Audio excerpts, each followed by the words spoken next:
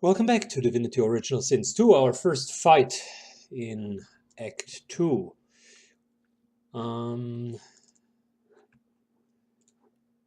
We still need to resummon. This is a pain in the ass.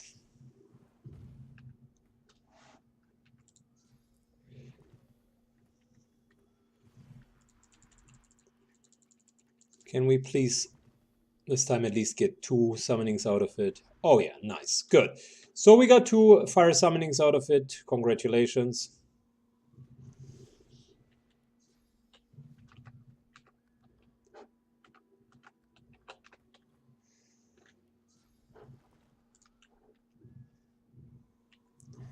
And we are going to place a totem there to get into combat. Perfect.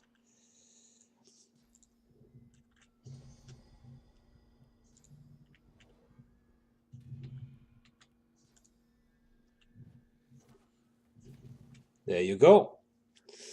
Seville is also in combat, and last but not least, we're going to save that fireball.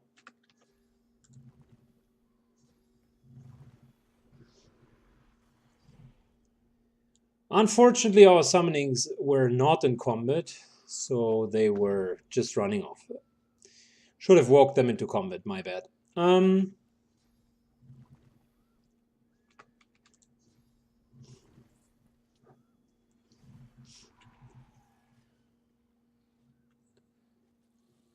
See, there we go. That's why we do not want to underestimate the fights. Lots and lots of voidlings.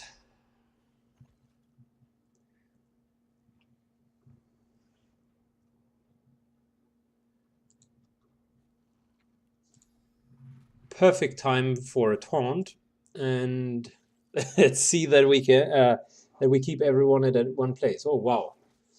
How many are these? 2, 4, 6, 8, 10, 12, 14, 15, 16, 17, 18, 19, 20. All right.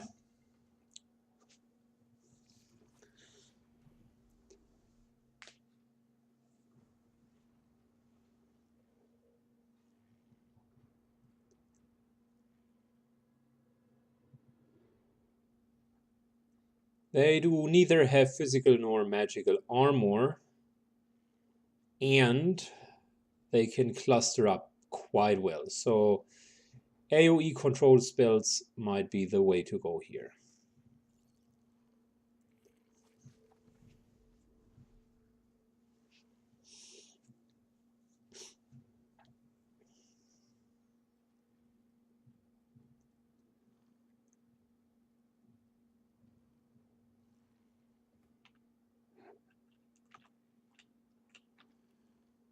So this would summon another fire incarnate. There we go. And now let's try to rebuff him like we did it before.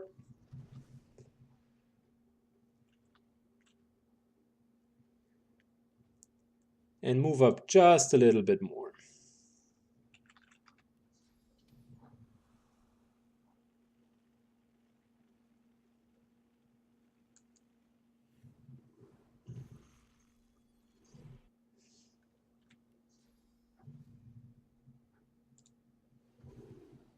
Good.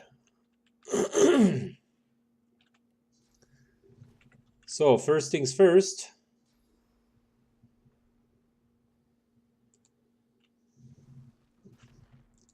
Let's haste ourselves. So we got the extra AP.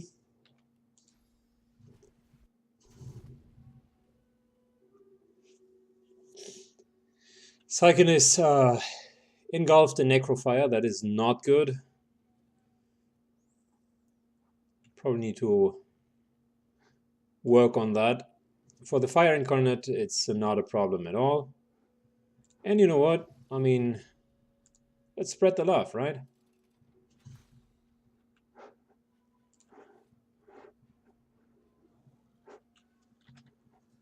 Sycan definitely needs magical armor. Will not reduce the necrofire, but at least he will not take extra damage. So, similarly, let's summon another incarnate and a couple of totems. This here is going to be our hill, and they will not capture the hill. We shall defend it. Fireball for 4 of them, and necrofire immediately spreads. And yeah, let's move a little bit back. So yep, we do have this defensive line there.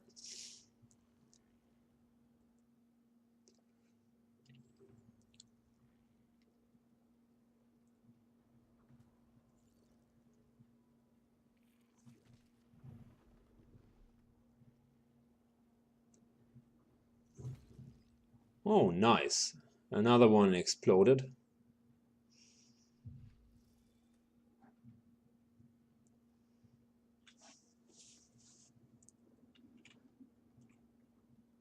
Let's have a look. Okay, so this guy here would die easily. That's 2 bonus action points right away. This guy here is a little bit annoying because he runs off. We can't tolerate that. That's 1 more down. And this guy here could die as well. There you go, 3 kills.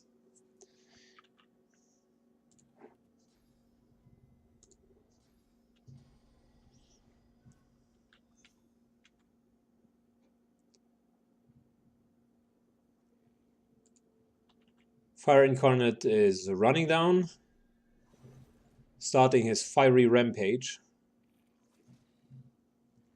Yeah, he can easily take a couple of hits.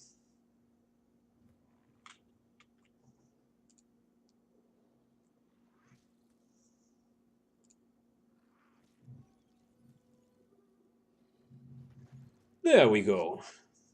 Half of them are already dead. They might be numerous, but they are definitely not strong. So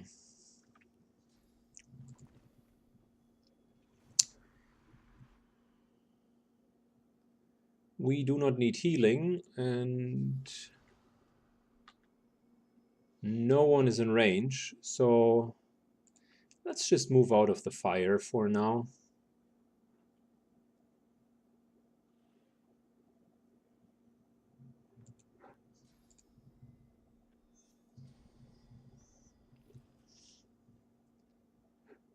And let the incarnate champion deal with it. Like, when he dies, it doesn't matter.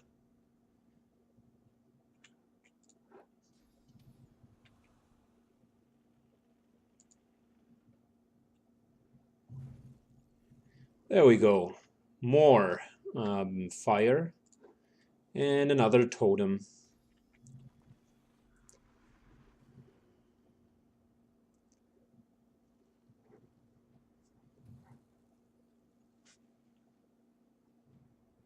We are at the point where they do not even want to enter through the fire and instead go for the incarnates. That's fine.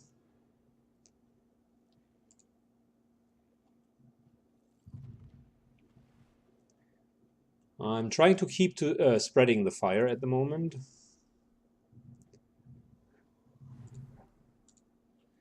Which works wonderful because like all of the acid on the ground is lightly inflammable. So this is going to be the largest sea of dark fire that we've seen in quite a while.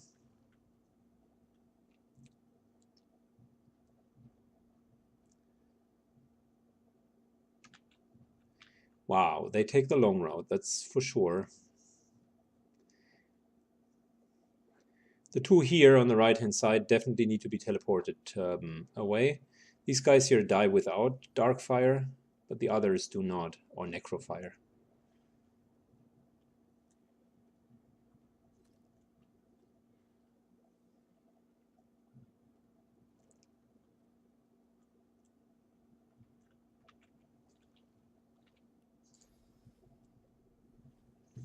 There you go, just another explosion, perfect.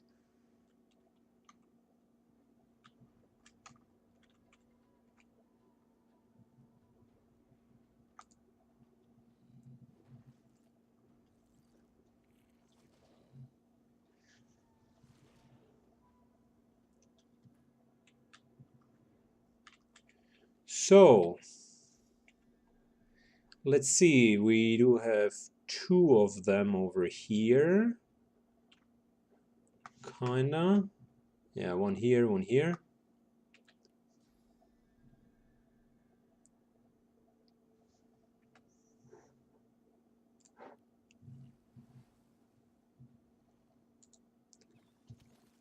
Oh, nice.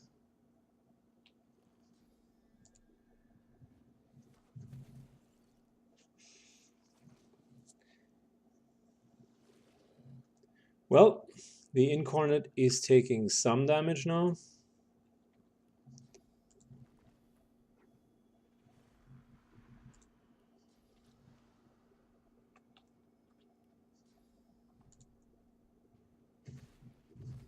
And that blew up both of them.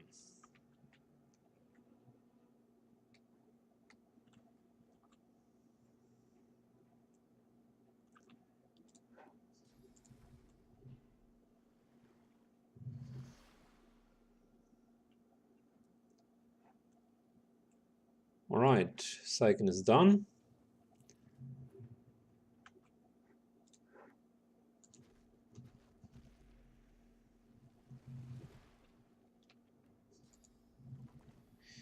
The Incarnate needs a little bit more armor, which we're, by the way, providing to him. It's good that we do have multiple characters with Geomancer Sphere, so we don't need to worry about the massive amount of damage.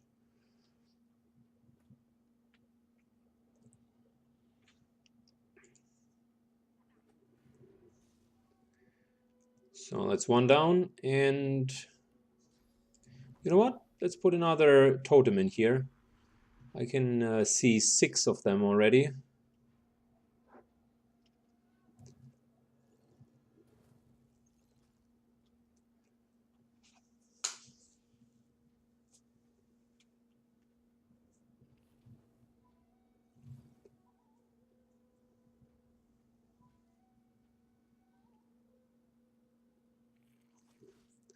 Oh, the first one who made it to us. He was waiting there patiently and even walked through the necrofire just to get to us.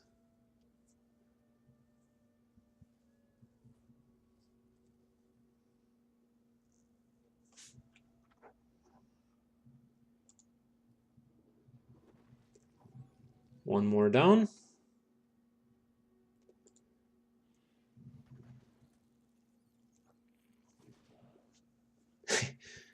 And the incarnate champion is still standing like in the middle of everyone, completely in the pack.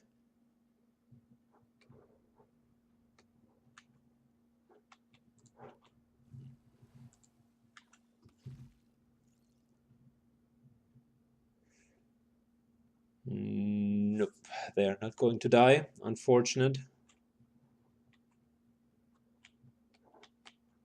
Can we kill this guy here?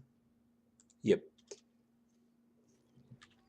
So that was a bonus kill. Got 2 free AP out of it, and might as well continue here.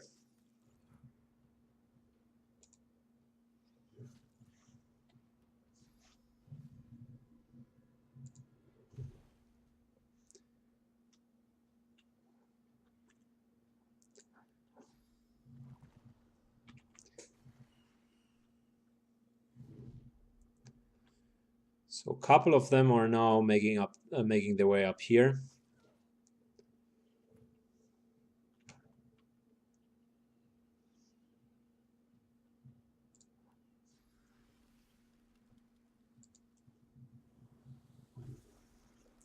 One's down, and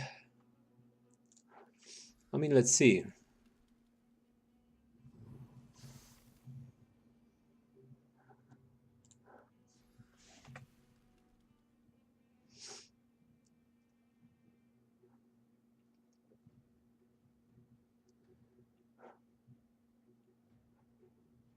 We can move up a little bit here. So our joint spells hit everyone.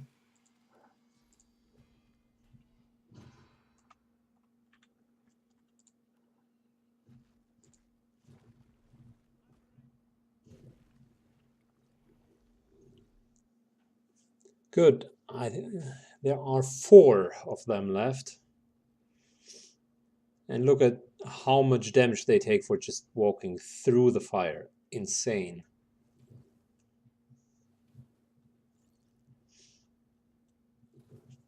Yep.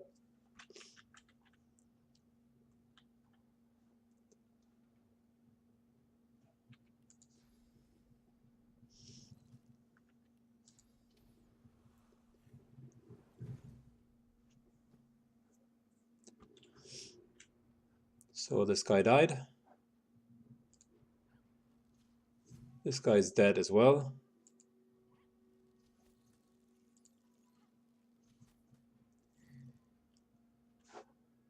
And this guy here is dead as well.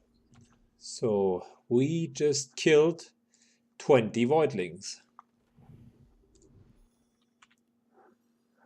Which, by the way, brought us to level 9. And look at that. We made half a level off of them, although it's minus 75% XP. Crazy. And the fight wasn't even hard.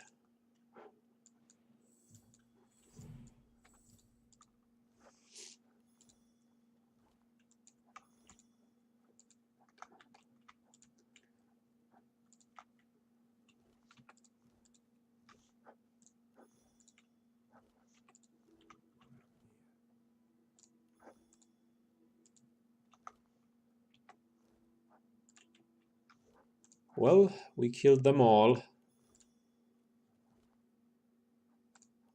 And we certainly got a lot of hazy rubies.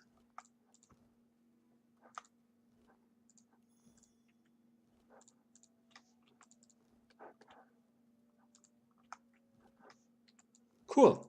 I like it. I think there had been like 2 over here. Yep.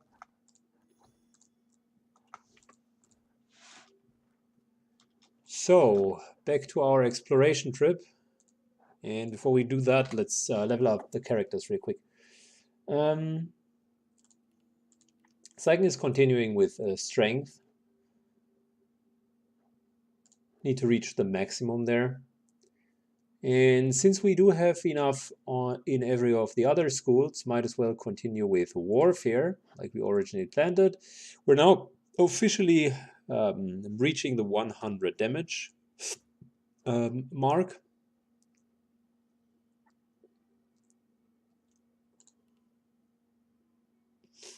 We are fine with Constitution for now, so probably next we take another Wits. And yeah, I told you already, we are going to finish the summoning piece, but I am tempted to at least put 1 more into Aerotherg to get the teleportation and therefore finally lose these gloves, which are fun, but yeah, I mean,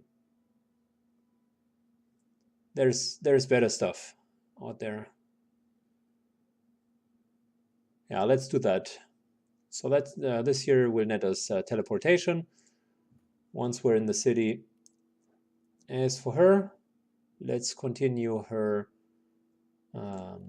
finesse and let's continue her warfare. She's a little bit behind, but not by much. Like 97 per hit is really, really good as well. We do not need more memory. We need more intelligence for her. And I think we got everything. We continue with Hydro to get it to 10. Good.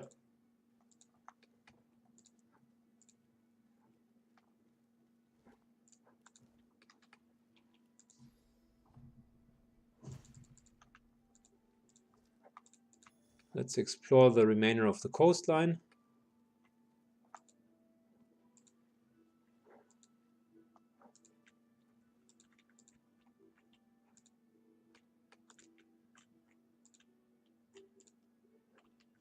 So here's in Act 2, we are going to try to rescue the Maester first, which is going to be someone whom we're learning from. And the Maester is going to show us how to have spirit vision, which is great. Spirit vision allows you to see ghosts, and that is very, very practical.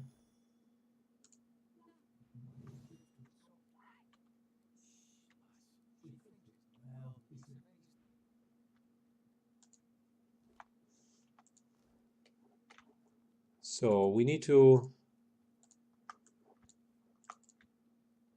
follow her later.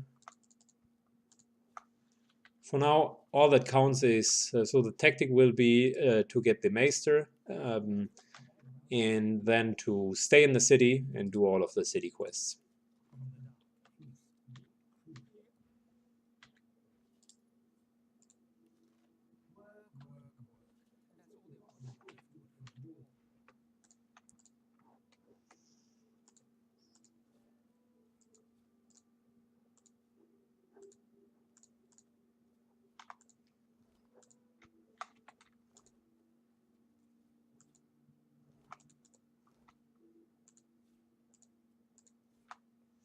So this caravan apparently had been ambushed,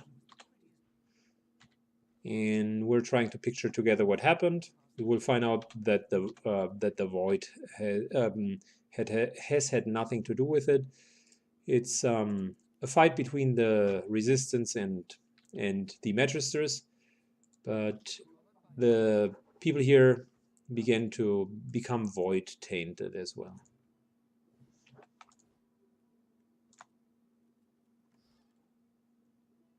Now look at that.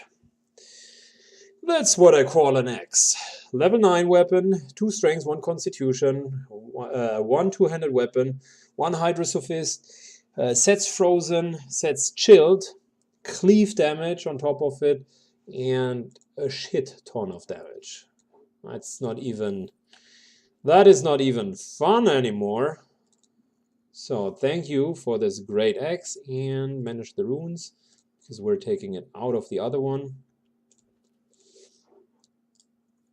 Now, combine with, and we're going to poison it on top of it, just to add some more oomph to the strikes. And when we now re-equip it, we're going to see that we are hitting for 140 points of damage. And that's exactly when the two-hand build is starting to come online. If you have a great weapon, and this is, by the way, not a great weapon, this is an awesome weapon, then you begin to realize how much pain you can dish out with it.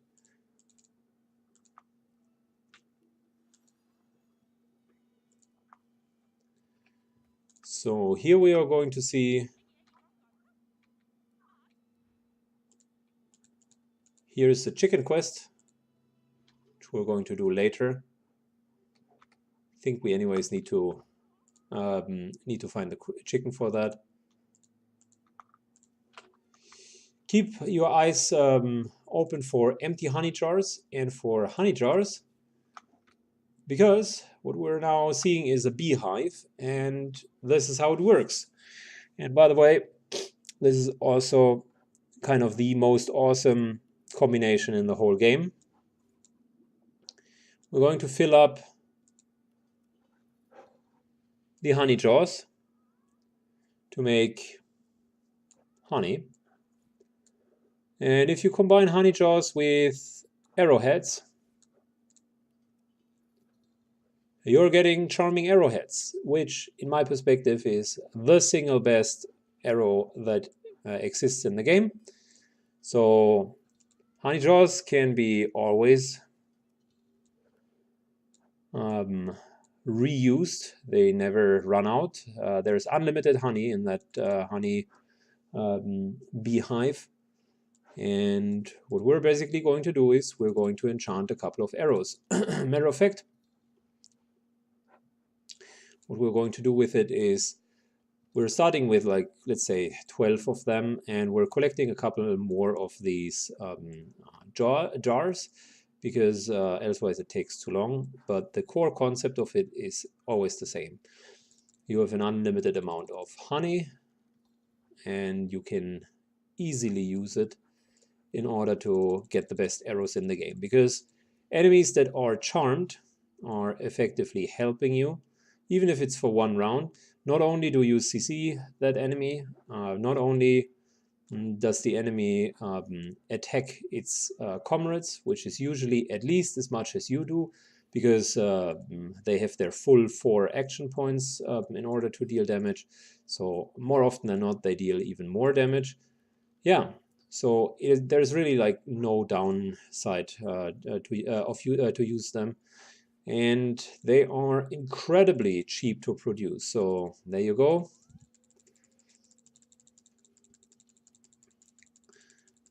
Just learned the secret of charming arrows. That's why I was so excited in Act 1 when I thought that there was a beehive, when in reality there wasn't.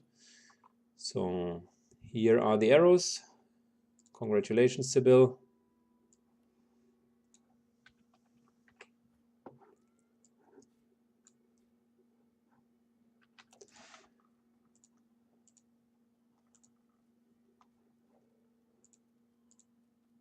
Penny bun mushrooms, always good. Healing potions.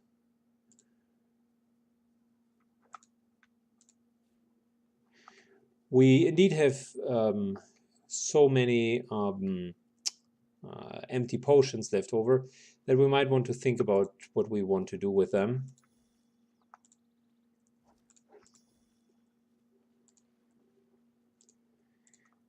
And with 300 hit points, we also might want to think about updating our hit point potions, because the potion is only really useful if you spend only one action, and you can be ensured that the potion will heal you to almost full or full. Otherwise, it's kind of a waste of an action.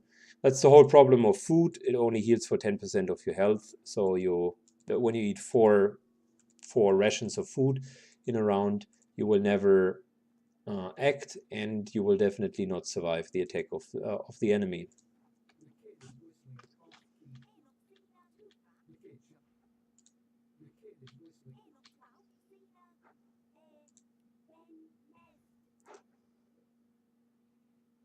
Scoundrel Geomancer.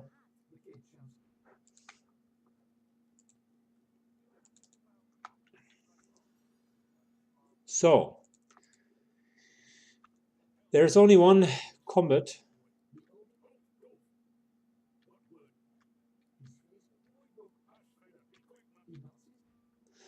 There's only one combat that we need to take, and that's the north up here. And it's not going to be an easy one. But I think we're strong enough. Also with the two-hander, we shouldn't have any real problems.